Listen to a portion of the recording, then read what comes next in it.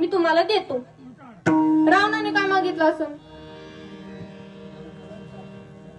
हा बरोबर, लहान लेकरांना करतोय तुम्ही काय, तुमचा आवाज काही माझ्यापर्यंत येत नाही. विठ्ठल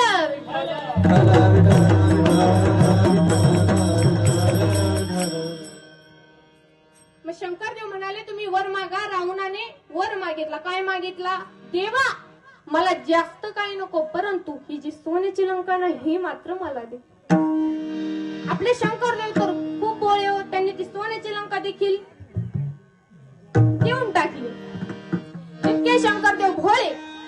मग आपण जर या भोळ्या देवांचं भजन केलं तर आपल्याला देव का प्रसन्न होणार नाही? नक्कीच प्रसन्न होतील, परंतु आपण देवाचं नामस्मरण केलं पाहिजे. विठ्ठल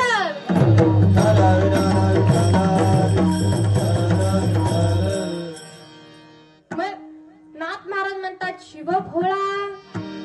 खरंच भोळेत का हो आपले शंकरदेव? भोळेत, खरं भोळेत. आता एक जरा कमी करा. बस बस. शंकरदेव खरंच भोळेत आपले. आपलं मरण त्यांच्याच हातात आहे ना. घाबरता ना तुम्ही मरणाला? नाही घाबरत?